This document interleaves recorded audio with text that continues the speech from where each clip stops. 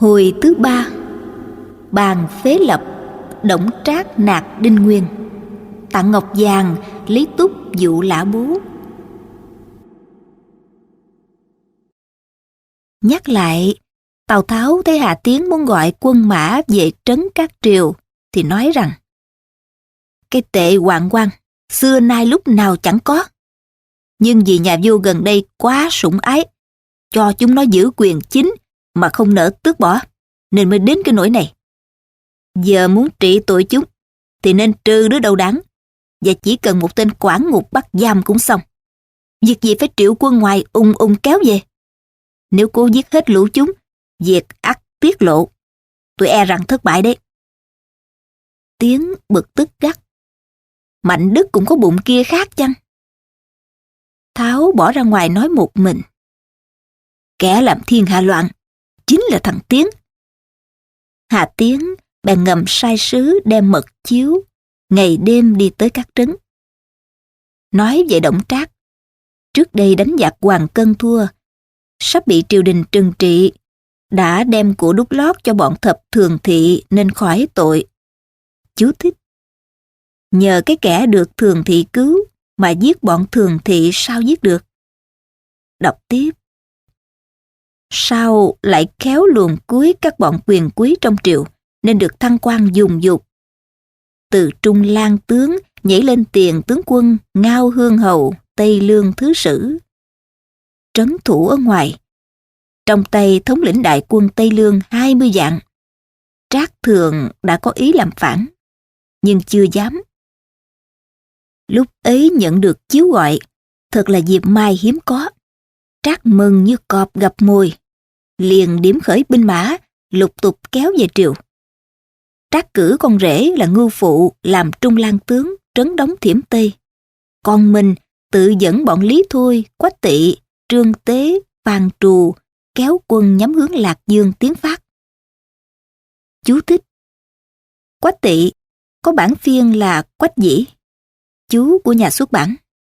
Đọc tiếp: mưu sĩ Lý Nho cũng là con rể, bảo Trác rằng: nay tuy có chiếu chỉ, nhưng bên trong còn những chuyện ám muội khó dò. Chi bằng sai người về kinh dâng biểu cho danh chính ngôn thuận, ác việc lớn sẽ thành. Trác mừng lắm, liền thảo tờ biểu dâng về triều, đại lược như sau: trộm nghe, thiên hạ sở dĩ loạn lạc không ngừng là bởi bọn hoàng môn thường thị trương nhượng dối vua loạn nước. Thiết nghĩ nước đã sôi sục, cần phải mạnh dạn lôi củi cháy, khều than hồng. Mổ cái ung nhọt tuy đau đớn, nhưng còn hơn để nuôi nọc độc. Vậy hạ thần xin khua chiên giống trống vào Lạc Dương để trừ bọn nhượng, mong phò xả tắc, cho thiên hạ được an. Ấy là vạn hạnh. Hà Tiến tiếp tờ biểu đưa cho các quan xem. Quan thị ngự sử Trịnh Thái can rằng: Đổng Trác là giống sài lan, để nó vào kinh thành, nó sẽ ăn thịt người. Tiến nói: ông đa nghi như vậy, không mưu việc lớn được. Lư Thực cũng can: tôi biết rõ Đổng Trác là hạng mặt người mà lòng thú dữ, một khi vào cấm đình sẽ gây họa hoạn, chi bằng ngăn lại đừng cho vào nữa. Tiến một mực không nghe. Trịnh Thái, Lư Thực đều bỏ quan mà về. Các quan đại tần trong triều cũng bỏ đi mất quá nữa. Tiến sai người ra đón Đổng Trác tại Giảng Trì. Trác đóng quân lại không tiến nữa. Chú thích: trước hết dâng biểu thị oai, rồi lại án binh bất động để chờ coi biến loạn trong triều. Đúng là mưu giảo quyệt của Lý Nho. Đọc tiếp: bọn Trương Nhượng nghe quân ngoài sắp tới, vội vã bàn nhau: đây là mưu của Hà Tiến, nếu chúng ta không hạ thủ trước sẽ bị chết ba họ. Liền cho phục sẵn 50 tên đao phủ ở cung Trường Lạc, phía trong cửa Gia Đức, rồi vào tâu Hà Hậu rằng: nay đại tướng quân phát chiếu triệu quân về kinh để giết lũ thần, xin nương nương rủ lòng thương cứu cho. Thái hậu nói: bọn các ngươi hãy đến phủ đại tướng quân mà tạ tội đi là yên.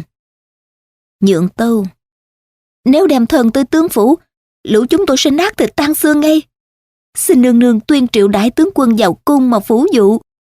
Nếu bấy giờ đại tướng quân không nghe nữa, thì lũ thần xin chịu chết trước nương nương. Thái hậu bèn giáng chiếu đòi hạ tiến vào. Chú thích: hành động nông nổi của đàn bà. Đọc tiếp: Tiến tiếp chiếu toan đi, thì chủ bạ Trần Lâm vội can. Đây chắc là do mưu kế bọn thường thị. Thiết nghĩ không nên vào ắt mang họa. Tiến nói: rõ ràng chiếu của Thái hậu đi, sợ tai vạ gì nữa. Viên Thiệu nói: này mưu sự đã tiết lộ, tướng quân còn muốn vào cung sao? Tào Tháo nói: cứ đòi 10 đứa thường thị đây ra trước, sẽ vào sau. Chú thích: Tào A Mang quả có tài ứng biến rất lẹ. Đọc tiếp: nhưng Hạ Tiến gạt đi. Đó là ý kiến trẻ con. Ta nắm việc thiên hạ trong tay, lũ thường thị dám động đến mình ta sao? Viên Thiệu nói: tướng quân muốn vào thì chúng tôi xin dẫn giáp sĩ hộ tống để phòng bất trắc. Rồi Viên Thiệu, Tào Tháo mỗi người tuyển 5.000 tinh binh, giao cho em Thiệu là Viên Thuật chỉ huy. Viên Thuật nai nịch gọn ghẽ, dẫn binh bố trí ở phía cửa Thanh Tỏa. Thiệu và Tháo cầm gươm hộ tống Hạ Tiến vào trước cung Trường Lạc. Hoàng Môn Quan truyền chỉ rằng: Thái hậu chỉ dời một mình đại tướng quân, ngoài ra không ai được vào. Thế là Thiệu với Tháo bị cản lại ngoài cửa. Hạ Tiến ngang nhiên đi vào. Khi tới trước điện Gia Đức, bỗng thấy bọn Trương Nhượng, Đoàn Khuê đổ ra đón chặn, Tả Hữu bổ vây. Hạ Tiến kinh hãi. Trương Nhượng lớn tiếng mắng: bớ Hạ Tiến, Đổng Thái hậu có tội gì mà mày nỡ phục độc giết hại? Ngày lễ táng vị quốc mẫu, sao mày giả đao, không thèm ra dự? Mày chỉ là đồ con nhà hàng thịt hèn hạ. Nhờ có bọn tao tiến lên thiên tử, mày mới được tôn quý đến mực này chứ. Thế mà, đã không nghĩ đến báo đáp thì chớ, mày còn mưu hại bọn ta. Mày chửi bọn ta là đồ ô trọc, vậy thì ai là mặt Thanh Cao? Bây giờ Tiến mới biết nguy, vội tìm lối thoát ra, thì các cửa cung đều đã khóa chặt. Quân phục đổ ra chém Tiến đứt làm 2 khúc. Người sau có thơ rằng: giận hán lâm nguy khiến giữa trào, ngu như Hạ Tiến nắm quyền cao. Không nghe can gián đành khôn thoát, mắc nạn trong đền chết dưới đao. Nguyên văn: hán thất khuynh nguy thiên số chung, vô mưu Hạ Tiến tác tam công. Kỷ phiên bất tín trung thần giáng, nan miễn cung trung thụ kiếm phong. Bọn Nhượng giết Hạ Tiến rồi, Viên Thiệu chờ mãi không thấy ra, đứng ngoài cửa hô lớn: mời tướng quân lên xe trở về. Bọn Nhượng xách tủ cấp Hạ Tiến ném qua mặt tường ra ngoài, rồi lên tiếng tuyên dụ: Hạ Tiến mưu phản, đã bị giết rồi. Ngoài ra những kẻ A Tòng đều được ân xá. Viên Thiệu đùng đùng nổi giận, thét lớn lên rằng: tụi im quạng dám mưu sát đại thần, ai muốn tru diệt ác đảng hãy tới đây trợ chiến. Bộ tướng của Tiến là Ngô Khuôn liền nổi lửa đốt Thanh Tỏa. Viên Thuật dẫn binh sấn vào cung, hãy gặp tên im quạng nào là giết liền, chẳng kể lớn nhỏ già trẻ. Chú thích: thì cũng chỉ phải làm đến thế này, chứ khó gì mà phải triệu quân ngoài vào cho thêm rắc rối.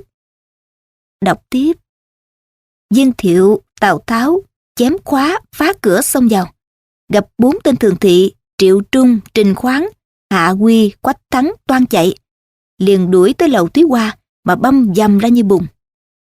Trong cung đình lửa cháy ngất trời.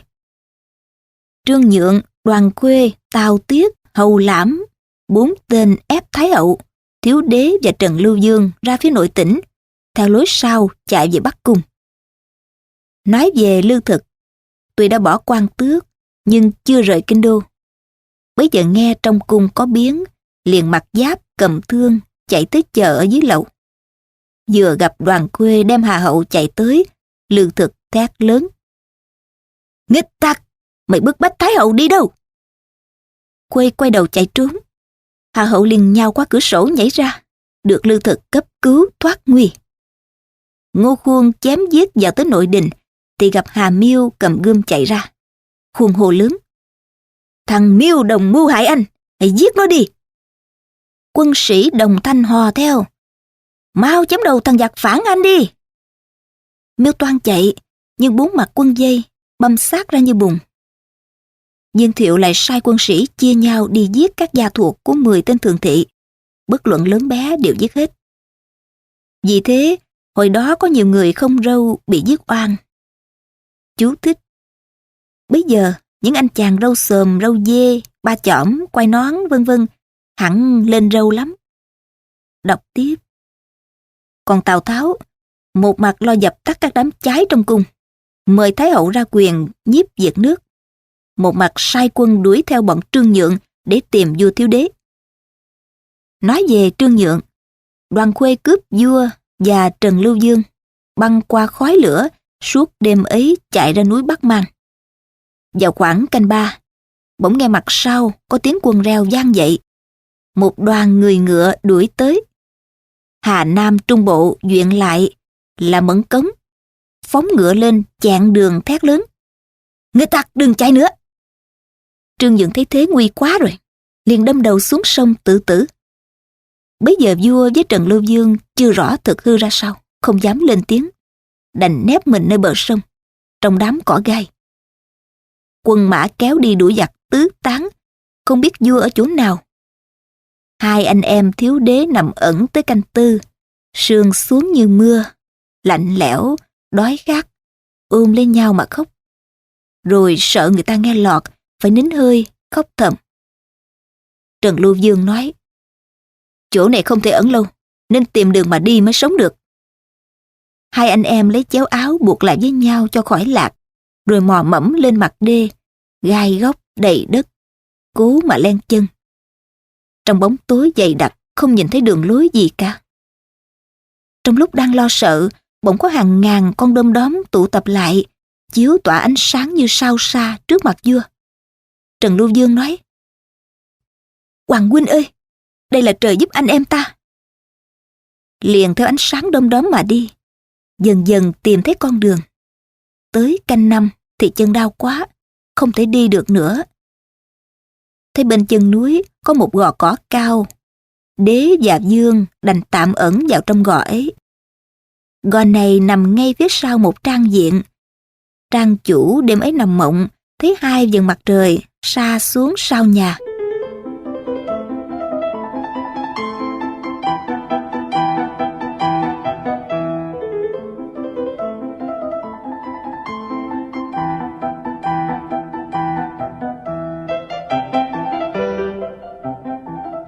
Quý vị và các bạn đang nghe sách tại www thư viện sách nói.vn.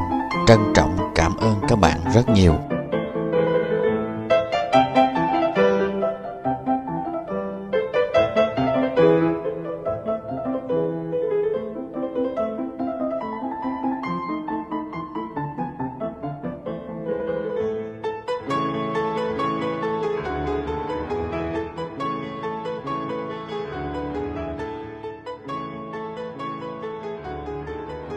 Chú thích: 2 vầng mặt trời cùng sa xuống đó, ắt chỗ đó có 2 hoàng đế, tức là Điềm, Trần Lưu Vương cũng lên ngôi hoàng đế về sau này. Đọc tiếp. Giật mình thức giấc, vội mặc áo ra ngoài, nhìn ngó bốn phía, thấy trên gò phía sau trại có hồng quang rực trời. Lòng hoang mang kinh lạ, vội tới xem, thì thấy có 2 thiếu niên nằm trong đám cỏ. Trang chủ hỏi: "Hai cậu con nhà ai?" Thiếu đế lo sợ không dám nói gì. Trần Lưu Dương trỏ tay vào anh mà đáp: "Đây chính là đương kim hoàng đế, gặp loạn thập thường thị, chạy nạn tới đây. Còn ta là hoàng đệ Trần Lưu Dương."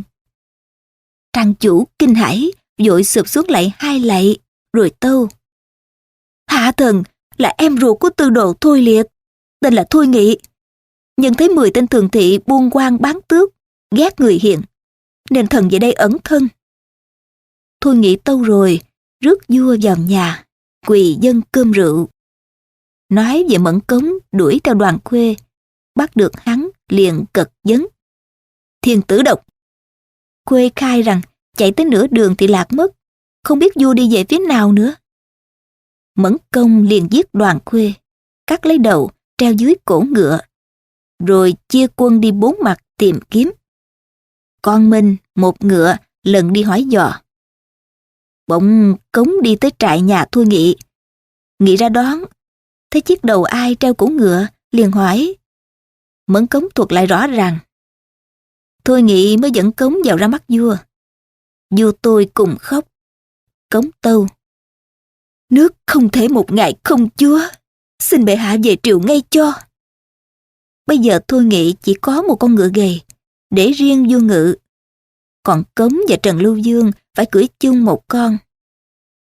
Rời nhà họ Thôi chưa được 3 dặm, đã thấy các quan, tư đồ Dương Doãn, thái úy Dương Bưu, tả quân hiệu úy Thuần Du Quỳnh, hữu quân hiệu úy Dương Thiệu, cùng một đoàn khoảng 100 người ngựa tới tiếp rước xa giá. Mừng mừng tuổi tuổi, vua tôi đều khóc. Trước hết, các quan sai đem thủ cấp Đoàn Khuê về bêu ngoài cửa thành làm lệnh, rồi chọn ngựa tốt để Thiếu Đế và Trần Lưu Dương ngự cùng rước về kinh. Trước đó ít lâu, trẻ con ở Lạc Dương thường hát mấy câu đồng dao rằng: Đế không ra đế, dương không ra dương, ngang xe vạn ngựa, chạy ra Bắc Mang. Chú thích. Tức là điềm sau này đế bị truất làm dương, dương được lên ngôi đế. Đọc tiếp. Nguyên văn. Đế phi đế, dương phi dương, thiên thặng vạn kỵ, tẩu Bắc Mang. Đến bây giờ mới biết ứng nghiệm vào việc đó. Xa giá đi chưa được vài dặm, bỗng thấy bóng tinh kỳ rợp đất, bụi bay mù trời. Một đoàn quân mã sực kéo tới phía trước. Bá quan đều thất sắc. Vua cũng sợ hãi. Viên Thiệu vội túc ngựa ra trước, thét hỏi. Binh mã của ai đó? Từ dưới ngọn cờ thêu rực rỡ, một tướng bên kia thúc ngựa ra, lớn tiếng hỏi lại. Thiên tử đâu? Chú thích. Không trả lời Viên Thiệu, cứ sấn tới hỏi vua đâu. Tính chất bất hảo đã lộ ra rồi. Đọc tiếp. Vua càng sợ không dám lên tiếng. Trần Lưu Dương quất ngựa sấn đà nạt rằng: Nhà ngươi là ai? Tướng ấy đáp: Thứ sử Tây Lương là Đổng Trác đây. Chú thích. Đóng quân không động, chờ cho loạn lung tung, bấy giờ mới tới đúng lúc để thủ lợi. Đọc tiếp. Trần Lưu Dương dặn ngay: Anh tới bảo hộ xa giá hay là tới cướp giá? Trác vội đáp: Cốt tới để hộ giá. Dương hạch rằng: Đã tới hộ giá, vậy thiên tử ngựa kia, sao ngươi không xuống ngựa? Trác sợ hãi, lật đật xuống ngựa, khấu đấu bên đường, miệng tung hô vạn tuế. Trần Lưu Dương lấy lời ngọt ngào, phủ ủy Đổng Trác. Từ đầu chí cuối, lời lẽ đàng hoàng, không ngập ngừng lầm lỡ một tiếng nào. Trác thầm lấy làm lạ, sinh lòng khâm phục vô cùng, và ý định phế đế nọ lập dương này nảy ra từ đó. Hôm ấy các quan phò Thiếu Đế về cung ra mắt Hạ Thái Hậu. Mẹ con khóc lóc với nhau, mọi người đều ứa lệ. Khi kiểm lại trong cung, không thấy cái ấn ngọc truyền quốc ở đâu nữa. Bây giờ Đổng Trác đem binh đóng ngoại thành, ngày ngày dẫn giáp sĩ cưỡi ngựa vào thành, hoành hành khắp phố xá chợ búa. Nhân dân trăm họ lo sợ hoang mang. Trác lại ra vào tự do nơi cung đình, không kiêng kỵ gì hết. Quan hậu quân hiệu úy Bảo Tín tới bảo Viên Thiệu. Chú thích. Bảo Tín có bản phiên là Pháo Tín. Đọc tiếp. Đổng Trác ắt manh tâm làm loạn, nên kiếp trừ đi. Thiệu nói: Triều đình đã bị hoang mang, nay vừa mới được yên, chưa nên khinh động. Bảo Tín lại tới gặp Vương Doãn bàn về việc ấy. Doãn cũng nói: Hãy thông thả đã, để tính kỹ xem đã. Bảo Tín thấy tình thế như vậy, liền bỏ triều đình, kéo quân bản bộ vào núi Thái Sơn. Đổng Trác lại đi chiêu dụ bộ hạ anh em Hà Tiến. Bao nhiêu binh mã của họ Hà về tay Trác hết. Trác bèn bàn riêng với Lý Nho: Ta muốn bỏ vua, lập Trần Lưu Dương, Nên chăng? Nho nói, nay đang lúc triều đình vô chủ, nên thừa thời làm gấp đi. Nếu để chậm, e sinh biến. Ngày mai, hãy triệu tập bá quan tới điện Ôn Minh trong giường. Nói rõ việc phế lập. Kẻ nào không nghe theo, cứ chém đầu. Lấy quyền uy mà làm. Kế sách hiện tại phải thế mới xong. Trác mừng rỡ. Hôm sau sai bày đại yến, mời các công khanh tới đông đủ. Bấy giờ Trác mới từ từ dong cương vào cửa viên. Đoạn xuống ngựa, đeo gươm ngồi vào tiệc. Rượu được vài tuần, Trác ra lệnh ngừng rót, im tiếng nhạc, rồi lớn tiếng nói. Ta có lời này muốn nói, các quan hãy lặng nghe. Bá quan nghiêng tai chú ý. Trác nói tiếp. Thiên tử là chúa tể muôn dân. Nếu không có uy nghi xứng đáng, không thể phụng tự tông miếu xã tắc được. Này, Kim Thượng nhu nhược, kém xa Trần Lưu Dương là bậc thông minh hiếu học và đáng kế thừa nghiệp lớn. Vậy ta muốn phế vua, lập Trần Lưu Dương làm hoàng đế. Liệt vị đại thần nghĩ thế nào? Các quan nghe dứt, không dám nói gì. Bỗng một vị xô đổ cái án đứng dậy, bước ra giữa tiệc, nói lớn. Không được, không được. Ngươi là hạng người nào mà dám đại ngôn như vậy chứ? Đức Kim Thượng là con trưởng của tiên đế, chưa làm lỗi gì. Sao ngươi dám nói chuyện phế lập? Muốn mưu đồ soán nghịch chăng? Trác nhìn ra, thấy quan thứ sử Kinh Châu là Đinh Nguyên, liền nổi giận nạt rằng: Ai thuận ta thì sống, nghịch với ta thì chết. Rồi tuốt gươm, sấn tới toan chém. Lúc ấy Lý Nho đứng bên Trác, chợt thấy sau lưng Đinh Nguyên có một người khí vũ hiên ngang, oai phong lẫm liệt. Tay nắm cây phương thiên hoạch kích, trừng trừng con mắt mà nhìn Trác. Nho vội bước ra can rằng: Bây giờ đang lúc yến ẩm, không nên bàn việc nước. Ngày mai tới đô đường sẽ hay. Mọi người đều khuyên Đinh Nguyên lên ngựa ra về. Trác quay lại hỏi các quan: Lời ta vừa nói có hợp công đạo hay là không? Lư Thực nghiêm nghị nói: Ông lầm rồi. Xưa vua Thái Giáp bất minh, ông Y Doãn mới đuổi ra Đồng Cung. Xương ấp Dương lên ngôi vua vừa được 27 ngày, đã làm hơn 30 điều ác. Cho nên Hoắc Quan mới phải tế cáo nhà Thái Miếu rồi phế đi.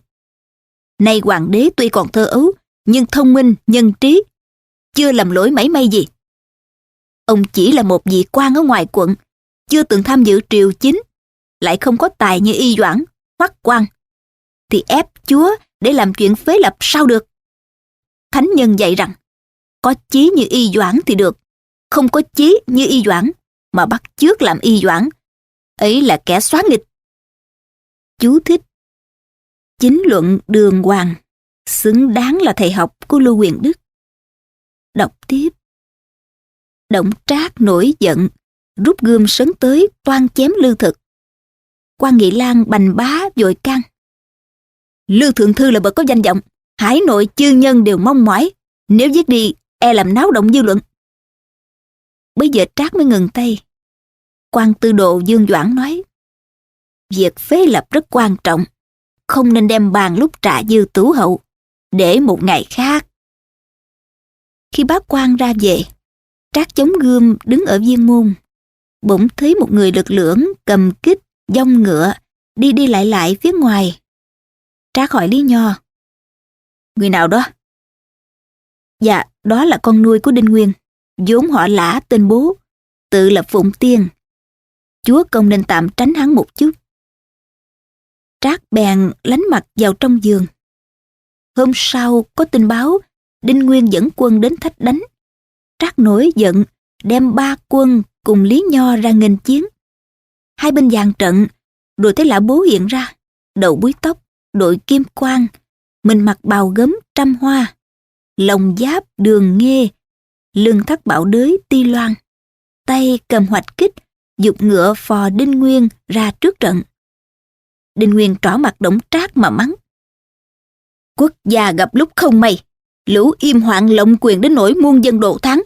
Mày không hề có thước tất công lao, sao dám nói càng chuyện phế lập? làm loạn triều đình. Trác chưa kịp trả lời, Lã Bố đã dung kích đánh tràn sang. Trác hoảng sợ quay đầu chạy. Đinh Nguyên thúc quân đánh giết. Quân Trác đại bại một trận, phải chạy lui hơn 30 dặm đóng trại. Trác họp các tướng bàn rằng: ta thấy Lã Bố quả là tay phi thường. Nếu được người ấy, ta còn lo gì việc thiên hạ. Một người bước ra trước trướng, nói: chúa công đừng lo. Tôi với bố vốn cùng quê quán, biết rõ hắn hữu dũng mà vô mưu. Thấy lợi thì quên nghĩa. Chú thích: một câu này đủ tả rõ tư cách của Lã Bố. Đọc tiếp: vậy xin đem 3 tấc lưỡi đi thuyết, khiến hắn phải chạy tới hàng, nên chăng? Trác rất mừng. Nhìn ra, thấy người đó là Hổ Bôn Trung Lang tướng Lý Túc. Trác hỏi: đem theo vật gì để dụ hắn? Túc nói: tôi nghe chúa công có con ngựa xích thố, ngài đi ngàn dặm. Nếu được ngựa ấy với ít vàng ngọc để lấy lòng hắn, rồi tôi lựa lời thuyết dụ, ắt Lã Bố phản Đinh Nguyên hàng chúa công. Trác hỏi Lý Nho: ý ấy thế nào? Nho đáp: chúa công muốn có cả thiên hạ, thì tiếc gì một con ngựa. Chú thích: nực cười cho bố con anh chàng này, cứ mở miệng là đòi lấy thiên hạ. Đọc tiếp: Trác vui vẻ nghe theo, lại cho lấy ra 1000 lạng vàng, 10 hạt binh châu và một cái đai ngọc giao cho Túc. Túc đem các lễ vật ấy tới trại Lã Bố. Dọc đường bị quân phục bao vây, Túc nói: các người kiếp vào báo với Lã tướng quân rằng có cố nhân muốn tới thăm. Quân vào báo, bố ra lệnh cho Túc vào. Chào hỏi xong, Túc nói: xa cách đã lâu, nay thấy hiền đệ vẫn khang kiện, tôi rất mừng. Lã Bố nói: lâu lắm không gặp nhau, vậy nay anh ở đâu? Hiện nhậm chức Hổ Bôn Trung Lang. Nghe hiền đệ cũng góp công phò xã Tắc, tôi mừng khôn xiết à. Nay có con ngựa tốt lắm, ngài đi ngàn dặm, vượt núi trèo non như đi trên đất bằng, tên là Xích Thố. Cho nên đem tới biếu hiền đệ, để thêm oai cho hùm đây. Dứt lời sai dắt ngựa vào. Lã Bố nhìn ngắm, quả nhiên thấy ngựa ấy toàn thân đỏ như lửa, không bợn một sợi lông tạp màu. Từ đầu tới đuôi dài 1 trượng, từ móng lên đầu cao 8 thước. Rồi bỗng nó gầm hí vang rền, dậm gió rung mặt đất, như sắp bay bổng lên không, băng mình qua bể vậy. Người sau có thơ vịnh ngựa Xích Thố rằng: ngàn dặm phi đằng cát bụi tung, băng sông vượt núi xé sương hồng, khát chi rồng lửa trên trời xuống, muốn rứt cương tơ dở nhạc đồng. Nguyên văn: Bôn đằng thiên lý đảng trần ai, độ thủy đăng sơn tử dụ khai, chế đoạn ti cương giao ngọc bí, hỏa long phi hạ cửu thiên lai. Lã Bố thấy ngựa mừng khôn xiết. Chú thích: hổ tướng được ngựa hay, tức là hổ mọc thêm cánh. Đọc tiếp: bèn tạ ơn Lý Túc. À, anh có lòng tốt, cho con ngựa quý này, tôi biết lấy gì báo đáp đây. Tôi vì nghĩa khí mà tới đây, há dám cậu báo đáp. Bố sai dọn rượu Tết đãi, rượu ngàn ngà. Túc nói: tuy ít gặp hiền đệ, nhưng mà lệnh tôn thì Túc được gặp luôn. Anh sai rồi, cha tôi đã mất từ lâu, anh còn gặp làm sao được. Túc cười lớn: không phải như vậy, tôi nói lệnh tôn, tức là Đinh Thứ Sử đó chứ. Bố buồn bã nói: tôi theo Đinh Kiến Dương cũng là bất đắc dĩ, bỏ đi chưa nỡ đó thôi.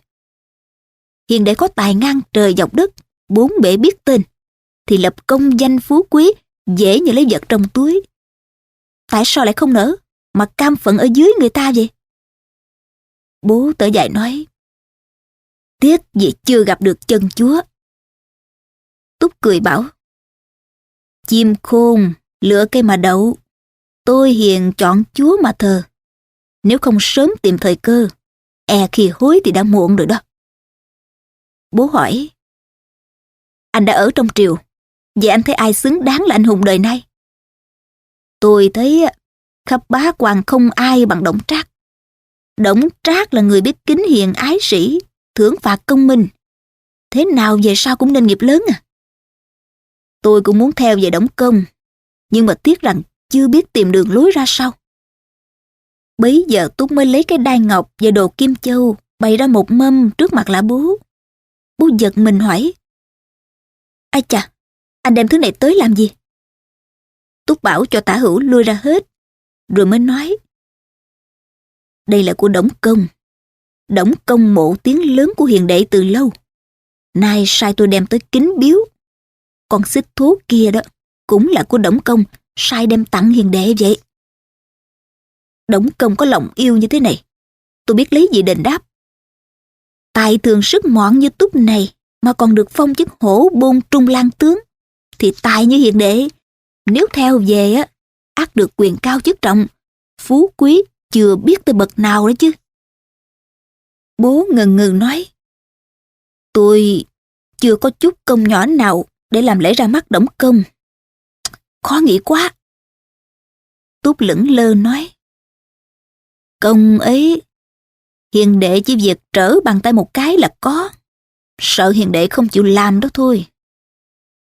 Chú thích: muốn xin cái đầu cha nuôi người ta đi. Đọc tiếp. Bố trầm ngâm hồi lâu, rồi hỏi: Tôi muốn giết Đinh Nguyên, dẫn quân đến hàng Đổng Công, nên chăng? Chú thích: thì còn phải nói gì nữa. Đọc tiếp. Túc vội suýt xoa nói: Ai chà, hiền đệ làm được như vậy thì công lớn nào bằng. Nhưng mà việc đó phải cẩn mật và làm rất gấp mới được. Bố hẹn với Túc hôm sau sẽ tới hàng. Túc từ biệt ra về. Đêm ấy, vào lúc canh 2, Lã Bố cầm gươm bước vào trong trướng Đinh Nguyên. Lúc ấy Nguyên đang thức, khêu đàn xem sách. Thấy bố vào bèn hỏi: Đêm khuya, con vào có việc gì đó? Bố trở mặt mắng rằng: Ta đường đường là một trượng phu, đâu thèm làm con cái của mày. Chú thích: sao cũng đường đường trượng phu ấy mà lại xin làm con Đổng Trác. Có lẽ Lã Bố là con vàng, con ngọc và con ngựa xích thố vậy. Đọc tiếp. Nguyên kinh ngạc hỏi: Phụng Tiên, sao bỗng dưng đổi lòng như vậy? Bố dùng gươm chém một nhát, đầu Đinh Nguyên rơi xuống đất. Người sau có thơ than Đinh Nguyên rằng: Thương thay, Hán mạc có Đinh Công, nuôi được con tài, tưởng cậy trân. Ai biết nòi nào ra giống ấy, nuôi hùm, hùm cắn, xót xa lòng. Lại có thơ than Lã Bố rằng: Tiếc thay, mặt đẹp, lực vô song, cử đỉnh bạc sơn, nức tiếng hùng. Quen thói bạo tàn không chút nghĩa, trách gì thiên hạ chẳng đâu dùng. Lã Bố xách đầu Nguyên bước ra hồ lớn: Bớ Tả Hữu, Đinh Nguyên là kẻ bất nhân, ta đã giết rồi. Vậy ai theo ta thì ở lại, ai không theo thì cứ việc đi. Quân sĩ nghe tin liền bỏ đi mất quá nữa. Hôm sau Lã Bố xách đầu Đinh Nguyên tới gặp Lý Túc. Túc liền dẫn vào ra mắt Đổng Trác. Trác vô cùng mừng rỡ, sai dọn tiệc rượu tết đãi, rồi đứng dậy bước xuống rạp đầu lạy bố mà nói: Trác này được tướng quân như Hạng Lâu, lúa gặp mưa rào vậy. Lã Bố cũng mời Trác ngồi lên, rồi lại sụp xuống tạ rằng: Nếu mà binh công cho phép, bố này xin bái làm nghĩa phụ. Trác mừng lắm, sai lấy giáp vàng, bào gấm ban cho bố, cùng yến ẩm say sưa rồi giải tán. Từ đó, uy thế Trác ngày càng lớn. Trác tự lĩnh tiền tướng quân sự vụ, phong em ruột là Đổng Mân làm tả tướng quân, tước hổ hầu, phong Lã Bố chức kỵ đô úy trung lang tướng, tước đô đình hầu. Lý Nho khuyên Trác sớm định ngay mưu kế phế lập. Trác liền cho đặt tiệc lớn trong nội tỉnh, mời các công khanh tới dự. Sai Lã Bố đem 2.000 giáp sĩ dàn ra hai bên. Hôm ấy, quan thái phó Viên Ngũi cùng bá quan đều đến. Rượu được vài tuần, Trác lại chống gươm, đứng dậy nói: Này, vua hùng ám nhu nhược, không thể phụng sự tông miếu. Vậy noi việc xưa, y doãn hoắc quan, ta phế vua xuống, làm hoàng nông dương, lập Trần Lưu Vương làm hoàng đế. Ai không thuận, ta chém đầu. Quân thần sợ hãi ngồi lặng thinh. Trung quân hiệu úy Viên Thiệu đứng bật dậy bước ra nói: Đức Kim Thượng tức vị chưa bao lâu, chưa làm gì thất đức. Người muốn bỏ trưởng lập thứ, chính là làm phản con gì. Chú thích: Thì ai bảo anh đề nghị gọi hắn về triều. Đọc tiếp. Trác nổi giận mắng lớn: Việc nước ở tay tao, tao làm như thế đấy. Ai dám không thuận? Mày tưởng lưỡi gươm của tao không bén chăng? Viên Thiệu cũng tuốt phăng kiếm ra. Gươm mày bén, còn gươm tao dễ thương không sắc. Thế là hai người đối chọi nhau dữ dội trước tiệc. Đó chính là Đinh Nguyên trượng nghĩa, thân dựa thác. Viên Thiệu tranh phong, thế cũng nguy. Muốn biết tính mạng Viên Thiệu ra sao, xin đọc hồi sau. Lời bình của Mao Tôn Cương trong Thánh Thắng Ngoại Thư. Chấm tròn thứ nhất. Việc trừ kẻ gian thần ở bên mình vua, cần phải cẩn mật và gấp rút. Thế mà Đổng Trác lại dâng biểu về triều, cho việc lộ toan ra, rồi đóng quân lại, không gấp rút kéo về trừ im quạng. Đó không phải Trác dại đâu, Trác khôn lắm. Trác cho thiên hạ giết nhau, rồi mình tới thủ cái lợi của ngư ông đấy. Mà Trác khôn là vì Lý Nho khôn. Chỉ có Hà Tiến là dại nên chết uổng. Chấm tròn thứ hai. Lý Nho bày kế gì cho Trác cũng khôn. Thế mà có mỗi cái dại không biết. Đó là cái dại để cho Trác nhận lã bố làm con nuôi, làm tướng tâm phúc. Ôi, một đứa con nuôi đã giết nghĩa phụ, rồi lại bái một nghĩa phụ được liền, thì nó trung nghĩa làm sao được. Chỉ đáng cười cho Lý Nho. Còn như Đổng Trác với lã bố thì chỉ là hai kẻ ngu như nhau. Trác không ngờ bố, bố không nghi Trác là chuyện thường. Riêng anh chàng Lý Túc thì kém Lý Nho, nhưng cũng hơn Đổng và Lã. Túc có tài khua môi múa mép, uống lưỡi sắc, khiến đứa con nuôi phải giết cha. Nhưng cái tài của Túc chỉ dụ nổi một kẻ ngu phu như Lã bố mà thôi.